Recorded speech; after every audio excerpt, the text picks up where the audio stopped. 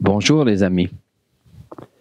Dans ce temps de confinement, nous cherchons ensemble à identifier des moyens de trouver de la lumière.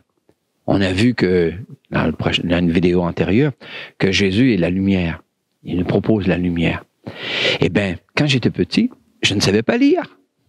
Mais non, c'est les grands qui avaient des livres dans les mains. Et puis, j'étais toujours impressionné de voir, des fois, il y avait des petits livres, des livres avec des images, des livres avec des dessins. Il y avait même des livres avec des trous dedans. On pouvait compléter des choses. Et puis, quand on allait à l'église paroissiale, il y avait le grand livre. Oh, un gros livre. Et puis, un jour, j'ai voulu apprendre à lire parce que je voulais savoir qu'est-ce qu'il y a dans le livre. Et on me disait bien, on disait, c'est les évangiles. D'ailleurs, mon père, qui ne savait pas trop lire, disait, quand il nous voyait en train de lire un livre quelconque, que ce soit La peste de Camus ou les contes de la comtesse de Ségur, il disait, qu'est-ce que vous êtes encore en train de lire des évangiles? Il appelait ça, tous les livres qu'on avait, ça c'était des évangiles. Eh ben non, l'évangile, c'est quelque chose de si précis, ça veut dire bonne nouvelle. Tu vois, derrière moi, il y a un tableau. Et puis c'est écrit dessus, dans une langue bizarre, Eugalion. Hein? Tu vois bien. Et ça se prononce, en grec ancien, Agélion. Et puis, dans le milieu, il y a Agel, hein, dont on a fait, nous, en français, le mot évangile. Évangile. Et puis, égal, Agel, c'est le message. Il y a un message. Alors, quel est ce message? Eh bien, il y en a plusieurs. Ben, ce matin, j'ai choisi d'en avoir un premier. Parce que, tu vois, il y a très longtemps que je travaille avec des ados, des enfants. Et puis, il y a un texte de Saint-Marc qui m'a marqué depuis très longtemps. Ça se trouve au chapitre 10. Parce que c'est divisé en chapitres, parce que des grands livres, hein, on met des chapitres. Hein. Et puis, comme c'est difficile à trouver des chapitres parfois, on a même mis des lignes. Chaque ligne a un numéro. On appelle ça un verset. Bon, bizarre, mais ça veut dire la ligne. Et bien donc, au chapitre 10 et au verset 13 à 16, on trouve ceci.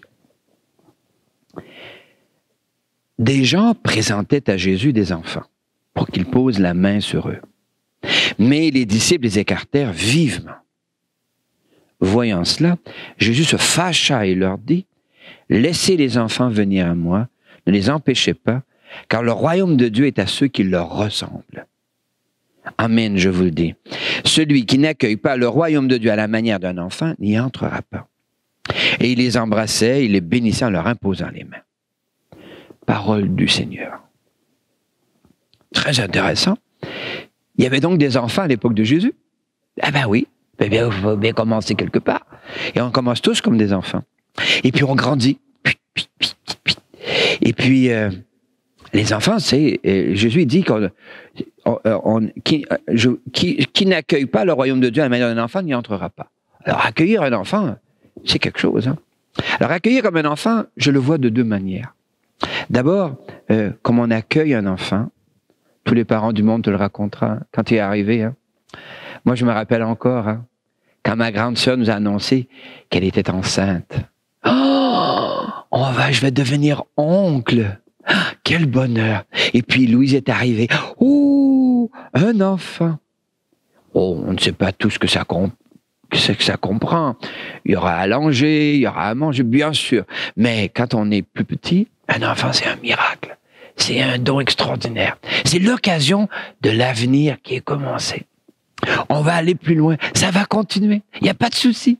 Oh, il y en aura bien des soucis, mais pas de souci. Et on avance.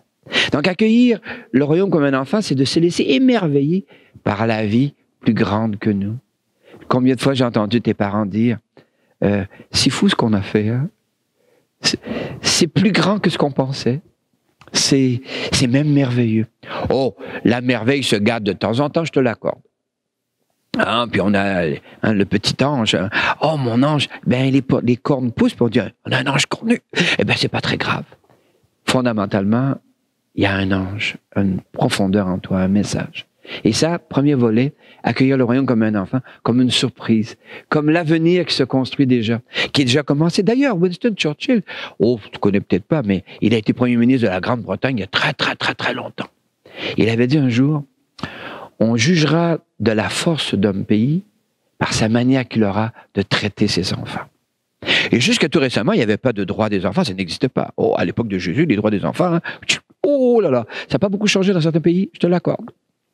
Mais l'enfant demeure pour moi, qui est maintenant 68 ans, ce mystère extraordinaire de l'avenir qui est déjà commencé.